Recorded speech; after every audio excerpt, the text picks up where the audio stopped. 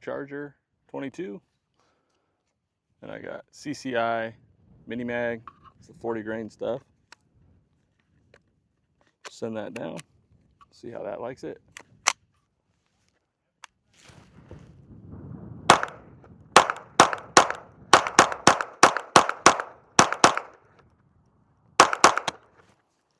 Next up, I got some of this Federal suppressor 45 grain.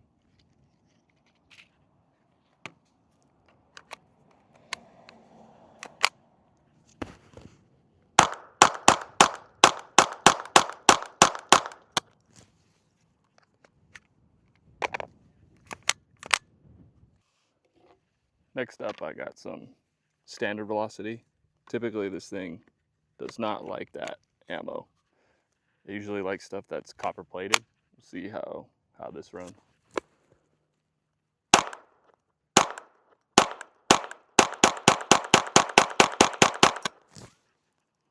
I'm actually kind of surprised it ran that. Got the suppressor threaded on now. Silencer Co. Sparrow 22. First up, I'll run some of that CCI Mini Mag through it. It'll probably still be loud and get that supersonic crack, but let's try it.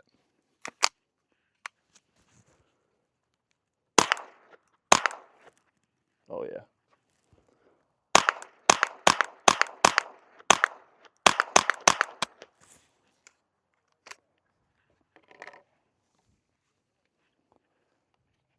Next up, I got that 45 grain Federal suppressor ammo.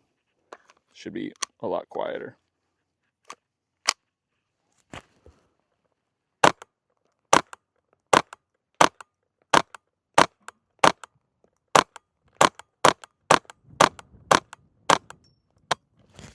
Way quieter. That's awesome.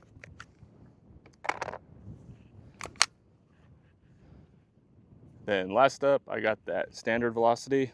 Let's see if that runs again.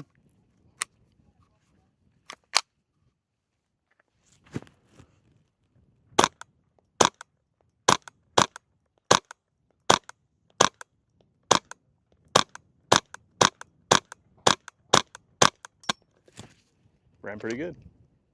Awesome. Way quieter with the subsonic stuff. Do a little accuracy test now. I got a target down there at about 20, 25 yards. And some of that 45 grain American Eagle suppressor. See what kind of group we can get.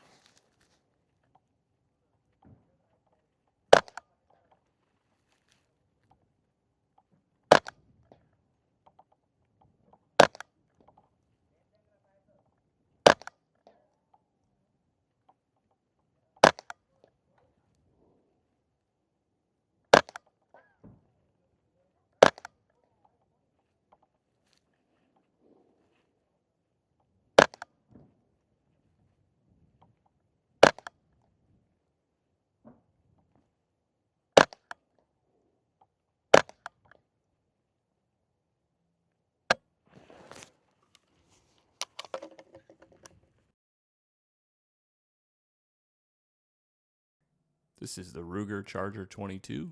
Great little 22 pistol. I'll go over some of the features and some of the stuff that I've upgraded on it. First, let's do a little safety check on it. Drop that magazine.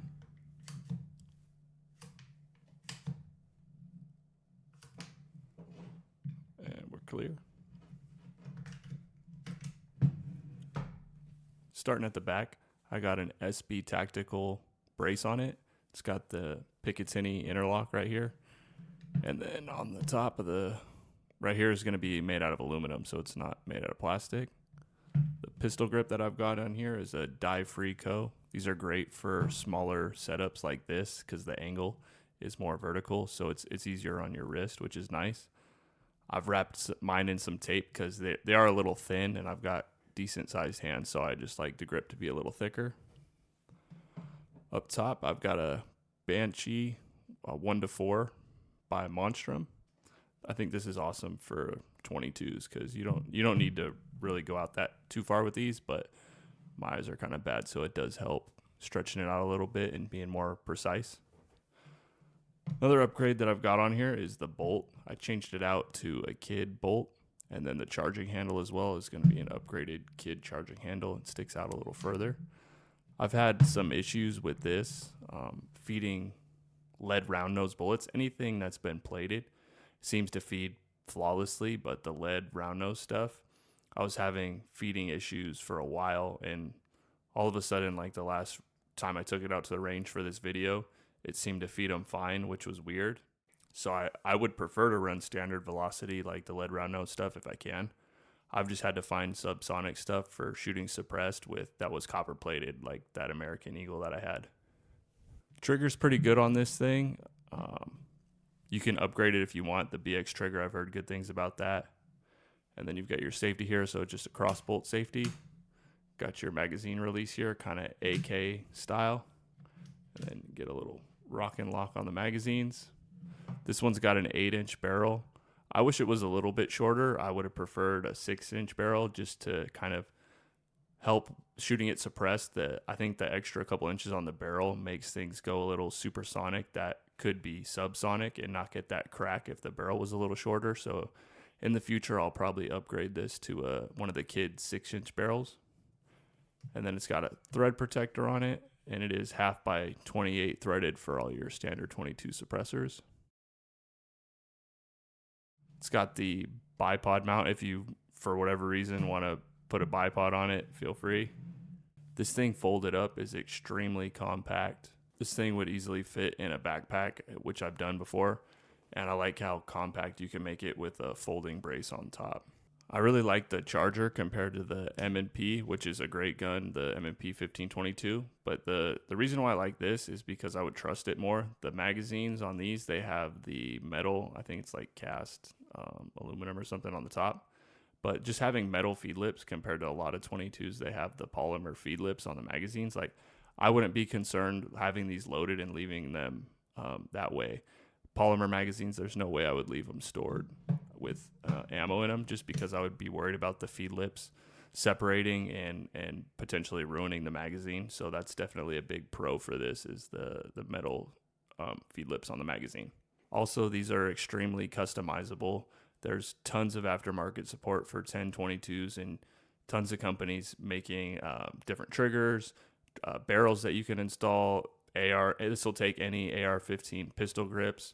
You've got a lot of options with braces. If you did want to SBR it, which I probably would end up doing in the future, you got a lot of options for stocks as well if you go the SBR route. You've got the traditional 10-round Ruger magazines, 15 and 25s. All of them that I've tried, it's run flawlessly. The only issues I've had is typically with ammo related. It doesn't seem like I've had any real feed issues with the magazines. I know some people have kind of had hit or miss luck with the 25-round magazines, but mine have all run great. To me, this is just a great plinker, or if you have like a specific kind of niche for like a 22 like survival gun, it's a great suppressor host too. If this continues to run the standard velocity CCI flawlessly, I would prefer this over the Smith & Wesson M&P 1522 that I have. Like I said, just for the magazine's sake, and this is more like durable. This is a heavier gun than that one, and it seems better built to me, and I like the quality that is associated with these. 1022s have a legendary history for reliability and just being economical and practical. Like I said earlier, the aftermarket support is huge for these. So if you're thinking about getting a 1022 charger like this, I say go for it, because they're really fun, and I love bringing these to the range and shooting them. Thanks for watching.